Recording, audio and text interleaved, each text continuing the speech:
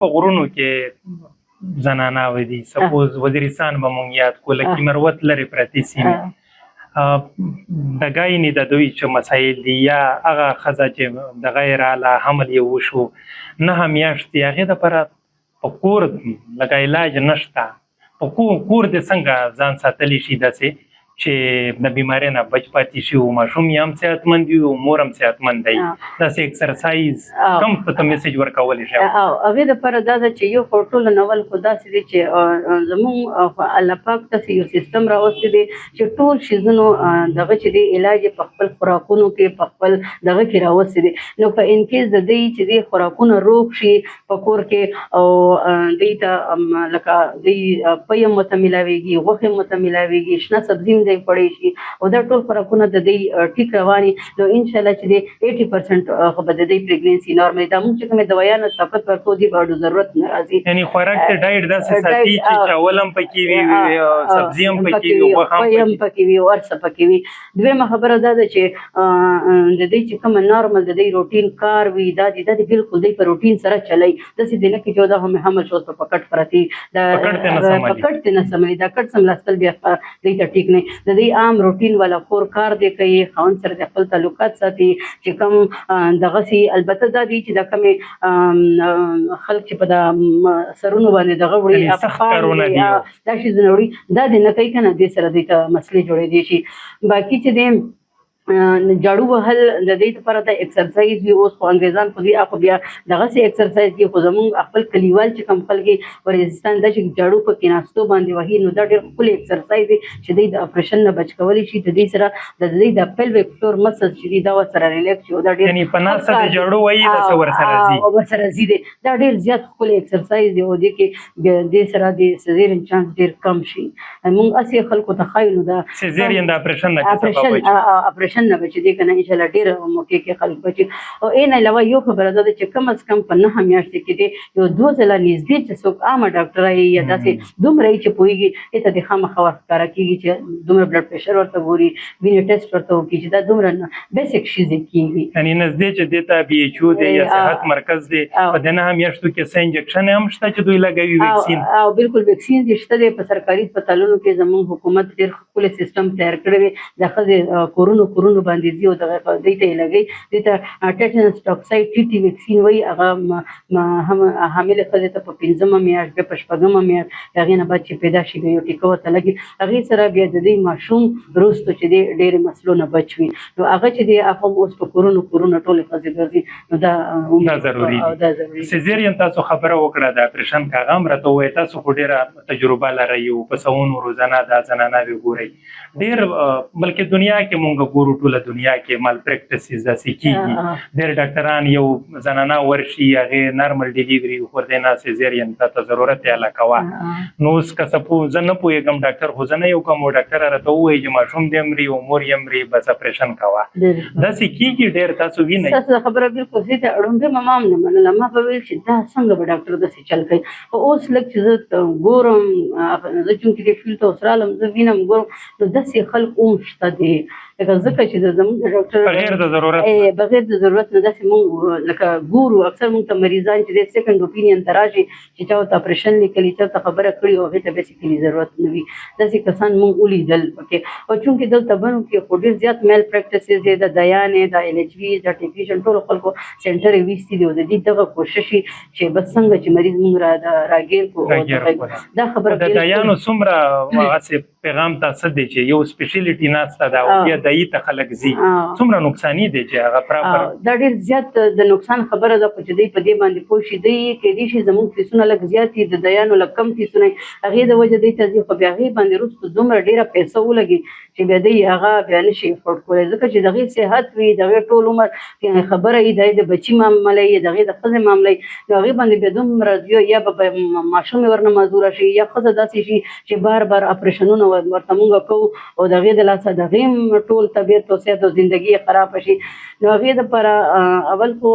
زمونږ عامې ښځو ته زه دا ویل غواړم چې ګوره خیر دی سرکاري هسپتالونه ستاسو دپاره جوړ دي، ټولې غټې ډاکټرې سرکاري هسپتالونه کې ناستې، نو تاسو که کلینیکونه نه شئ افورډ کولی نو تاسو هلته راځئ. یوه خبره بله دا ده چې که خامخا تاسو پرایویټ باندې ځان وګورئ نو چې تاسو چې لکه تاسو د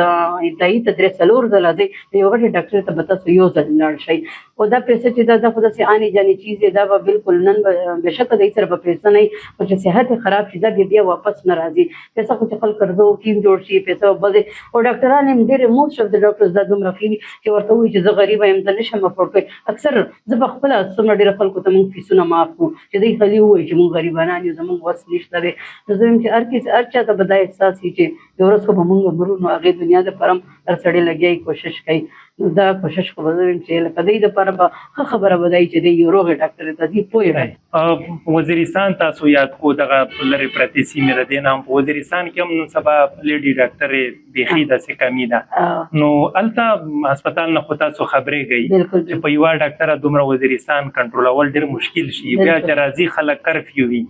نو داسې رابطه وي هغه هسپتالونه یا هغه تاسو مریضان دلته چې راځي؟ بالکل زمونږ داسې دي چې موږ سره چې کوم هسپتالونو کې ټرین ډاکټرانې ټرین کړي مو دي، هغه څه نه څه ډاکټرانې هلته ناستې دي. اوسه هغې ته څه تکلیف وي څه خبره وي، داسې مریض وي چې آی نشي هینډل کولی، آی موږ ته رالېږي دا که نه وي څه دوی ته تکلیف وي په مریض نه پوهېږي، موږ سره په ټلیفون رابطه کوي، موږ د هغې مدد کوو په اني ټایم باندې چې دوی موږ ته کله فون کړی دی که نه چې داسې داسې مسله ده څه ده وشي. که د حل کولو وي خو موږ ورته ووایو چې داسې داسې وکړئ، او که د حل کولو نه وي بیا موږ ورته وایو چې مریض موږ ته راولېږئ بیا نور مخکې موږ حل کوو. په ګاینې کې یو سوال دا هم اکثر کیسونو کې زه وینم چې ځینې مېرمنې داسې وي یا ښځینه چې کله بچی د هغې روشي نو په دغه دوران شي هغې شوګر شي، وکي هغه شوګر بیا چې دی هغه بچی وشي پریګننسي ختم شي بیا نه وي. خو ځینې په هغه نو داسې زنانه دپاره څه کړل په چاره دي چې پراپر د چا سره انویسټیګیشن یا ټیسټ کړل یا ډاکټر سره په کوم وخت بیا د ملاقات وکړو چې دغه تحقیق وشي؟ د شوګر دپاره چې حمل په دوران کې کوم شوګر زیاتېږي د هغې موږ چې کوم ډایګنوسټیک ټیسټ وي او جي ټي ټي ورته وایو، هغه د حمل په شپږمه اوومه میاشت باندې موږ کوو. هغې کې چې موږ ته ولګي هغې کې چې موږ ته ووایي چې د دې شوګر دی نو هغه موږ په علاج باندې واچوو. چا ته انسولین شروع کړو، چا څوک په ګولۍ باندې شروع کړو. د هغې ته موږ ووایو چې کله بچی وشي هغې ته موږ ووایو چې تاسو چې دی د بچی مو شو په 15مه ورځ راشئ موږ تاسو چیک اپ کړو، موږ د هغې بیا ټیسټونه وکړو. که ټیسټونو کې بیا هم شوګر راځي نو موږ تقریبا تر سلوختي پورې د دې دوایانې کنټینیو ساتو. هغې نه بعد سلوختي نه بعد بیا د نیمې مریضانو شوګر ختم شي هغې ته بیا هم موږ وایو چې نه تاسو احتیاط کوئ، خوراک کې خوږ شیز مه خورئ، داسې فروټس دا ټول خوراک موږ یا خو له چاټونه ورکړو چې دا خوراکونه ښه کوئ دا مه کوئ، احتیاط کوئ، ایکسرسایز کوئ. نو د چا خو بالکل ختم شي او چا داسې چې چا مور پلار کې شوګر یې خانداني هغه بیا کنټینیو شي، هغه بیا موږ میډیکل سپیشلیسټ ته ولیکو چې تاسو نور باقي علاج بیا د خپل سپیشلیسټ کسانو نه کوئ. په اخر کې ټول دلته ولس ته بیا خصوصا هغه مېرمنې چې هسپتالونو ته یا صحت سنټرې ته رسایي نه لري، داسې مجموعي پیغام د ډېرو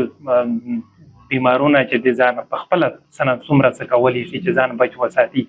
څه پیغام به ورکول غواړي؟ زما ټولو ته دا پیغام دی چې یو خو خپل چونکې ژوند یو ځل راځي خپل صحت ډېر زیات خیال ساتئ او د هغې دپاره د خوراک ډېر زیات غټ رول دی. لکه مونږ که دوایان ورکوو دا بیسیکلي د هغې جړي بوټیو نه جوړ شوي دي چې کوم خدای قدرتي پیدا کړي دي هغې دپاره چې دی هغې نه جوړ شي، نو که دا دوی خپل دا ټول کیلشیم او ملټي وایټامن دا هر څه دوی په خوراکونو کې پوره کړي نو دوی ته به د دوایانو ضرورت نه وي. هغې نه په دویم نمبر باندې ایکسرسایز، هلکه پلکه ورزش، په کور کارونه مه په سټ کېږئ، ټول کور کارونه خپل کوئ، هلکه پلکه ځان ته ټایم ورکوئ، خامخا هسې چې په لایه باندې دغسې ګرځي راګرځي لږ واک کوي، هغې سره به هم د دوی صحت ډېر زیات برابري، ماشومانو صحت به هم برابري. درېیمه خبره دا چې کم از کم د یو ماشوم نه د دویم ماشوم کې کم از کم 2 کاله وقفه ساتئ، نو هغې سره به د مور هم صحت برابري او بچې به هم چې دی که نه ډېر کمزورې نه راځي، نور ماشومان به هم صحتونه ورسره ښایي. او درېیم دا دی چې څلورم سوري دا دی چې خامخا په 9 میاشتې کې یو 2 ځله خامخا یو نږدې ډاکټر ته ورځئ چې تاسو یو چیک اپ وکړي، بلډ پریشر ته وګورئ، ټیسټونه ته وکړي چې تاسو ته به هیڅ تکلیف نه وي. او کله چې تکلیف دی درکې جواب کینو چې تاسو ته پته چې ما کې دا مسله ده، زه به غټ ډاکټر ته ځان رسوم چې هغه تاسو به په وخت هغې علاج کولی شئ. او ورسره لنډ پیغام هغې چې کوم خوندان دي هغې ته هغه یو پیغام ډېر چې سختي پکې حمل د خاوندانو لپاره مې دا ډېر زیات سټرانګ یو میسج دی چې دا پریګننسي یا د حمل داسې یو سټیټ دی چې دې کې ښځه ډېره کمزوري محسوسوي، دا ډېر زیاته چړچړاپن پکې راشي ځکه چې هغې خپل هم صحت خرابوي، پاسه نه ماشوم هم خوراک ورنه کوي، هغې هم کمزوري راشي، نو هغې سره د دې او کور کار بوج هم پرې راشي، نو دې سره دې کې ډېر زیاته چړچړاپن راشي، په خبره دوی ته جړا ورځي او دوی چې دي لکه ډېرې پریشاني. په دې ټایم کې د هسبنډ او د خاوند ډېر زیات غټ رول وي چې هغه سپورټ کړي، هغې په مسایل باندې ځان پوه کړي او هغې ټول کور والا چې هغې سره چې دي که نه بېجا جګړې نه کوي، بېجا چې دي د کور لکه اضافي بوج نه پرې اچوي، ښه خوراک ورکوي، ښه دغه ورکوي، ځکه چې بله ورځ بیا به د هغې ښځه چې دی تکلیف به نه وي، هغه به په ارام ماشوم پیدا کړي او ماشوم ته به هم تکلیف نه وي، دې ته به هم تکلیف وي. او که زنانه چېرته هغه پریشانه کوي، ذهني پریشاني ورکوي، ذهني پریشاني ماشوم باندې هم اثر غورځوي. بالکل ماشوم باندې اثر غورځوي ځکه چې ذهني پریشاني کېږي، نو ښځه خوراکونه بند کړي، چې خوراکونه بند کړي خو ماشوم ته هم خوراک نه ځي، بیا کمزوري ماشومان پیدا شي، بیا دا وروسته بیا شیشې غواړي، بیا دا دماغي د هغې کمزوري پکې راشي، نو بیا ډېره اوږده کیسه ترې جوړه شي. نو په هغې نه به ښایي چې خاوند چې دی سپیشلي د خاوند دپاره ده چې دا هغې ته ډېر زیات مورل سپورټ ورکوي، په عرضې کې دا په دا خبره په ځان پوهوي چې که دا اوس غوسه کېږي یا چړچړاپن دی، نو دا د دغې حمل د وجه دی چې حمل یې شي، دا به ټیک ټاک شي، نو هغې دپاره دا ډېره ضروري خبره ده. ستاسو میډم د وخت ورکولو یو جان مننه، مهرباني. ستاسو هم ډېره ډېره زیاته شکریه.